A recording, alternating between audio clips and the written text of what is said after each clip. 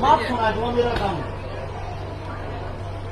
जो हमारे यहाँ पे पिता तुल्य बुजुर्ग बैठे हैं, अगर आप इन लोगों को देखोगे, ये गौशाला में, मंदिर में, मस्जिद में, गुरुद्वारे में हर जगह दान देते हैं।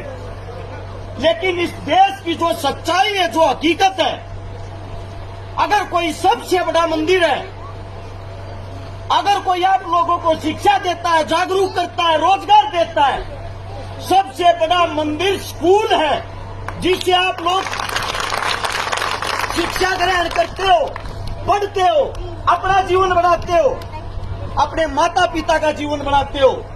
मैंने उस गरीबी से पढ़ा, मैंने अपने बड़ों से शिक्षा ली। मेरे साथ में खड़ा है मेरा बड़ा भाई, जिनका नाम है दम्मल फौजी पीपली। मैं छोटा सा बच्चा था जब ये रक्तदान करता था। इस भाई साहब ने अपने शरीर से 112 बार रक्तदान किया है और हिंदुस्तान के अंदर टीम बना के कई लाख लोगों को खून दे के उनकी जान बचाई है।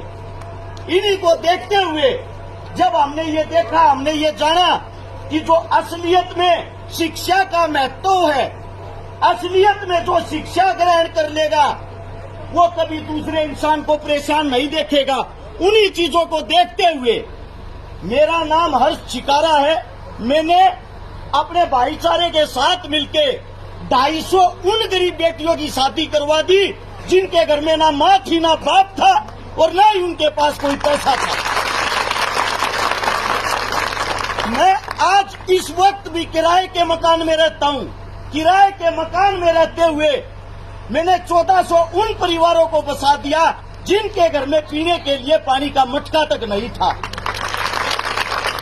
27.5 करोड़ रुपए की नगद मदद उन गरीब भाई बहनों की कर चुका हूँ जिनके पास कोई आस उम्मीद का साधन नहीं था। मैं आप सभी साथियों को बता दूं, मैं ये नहीं बता रहा आप लोगों को मैंने क्या किया है।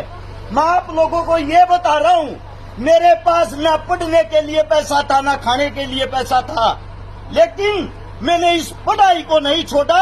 आज भी मैं अभी इसी साल मैंने लॉ कंप्लीट की है, वकालत की पढ़ाई।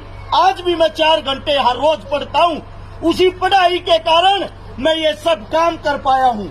इसीलिए मेरे छोटे बच्चे, प्यारे बच्चों से, माताओं बहनों से और यहाँ जो मेरे पिता तुल्य बुजुर्ग बैठे हैं उनसे एक विनती है, जितना रुपया, जितना पैसा आप मंदिर में देते हो, मस्जिद में देते हो, गुरुद्वारे में देते हो, जिस दिन इतना पैसा आप इस विद्यालय में लगा दोगे, आपके ही बीच से कलेक्टर निकलेगा, आपके बीच का एसपी होगा, डीसी होगा, आईएएस होगा।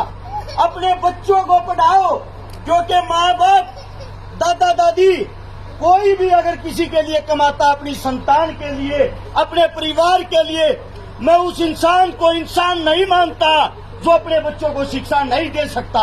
अगर आप भूखे रहोगे वो चलेगा, लेकिन आपके पास शिक्षा नहीं होगी, आप जीवन में कभी भी कामयाब नहीं हो पाओगे। हाथ जोड़ के मेरी समस्त साथियों से, भाईचारे से एक विनती है, एक गुजारिश है, जितना हो उसके अपने बच्चों को पढ़ाओ, अपने बच्चों को खिलाओ। हम हरियाणा से आते हैं, अगर आप खेलों में देखोगे 80% मेडल हमारे हरियाणा की बेटियां ला रही हैं हिंदुस्तान के लिए, क्योंकि वो अपनी बेटियों को, अपनी बच्चियों को सपोर्ट करते हैं, सहारा देते हैं, खिलाते हैं, पिलाते हैं। हम अपनी जमीन बेचकर, जिसको हम माँ कहते हैं ना जमीन को, उस जमीन को बेचकर अपने बच्चों को पढ़ाते हैं, अपनी बेटियों को पढ़ाते हैं। इसीलिए हमारे मेडल आते हैं और वहां से ताकतवर, वहां से जिंदा दिल इंसान मेरे प्यारे राजस्थान के हैं। जिस दिन आप अपने बच्चों पर ध्यान देना शुरू कर दोगे, सबसे ज्यादा मेडल, सबसे ज्यादा खेल कूद में, शिक्षा में आपके बच्चे होंगे। अब आप लोगों को तय करना है, आपने अपने बच्चों का भविष्य बनाना है या अपने बच्चों का भविष्य बिगाड़ना है। अगर मेरे मुख से कोई गलत शब्द निकला हो, कोई गलत बात निकली हो, उसके लिए हाथ जोड़ के क्षमा चाहता हूँ। सभी को राम राम, जय हिंद। धन्यवाद बहुत बहुत भाई साहब आपको।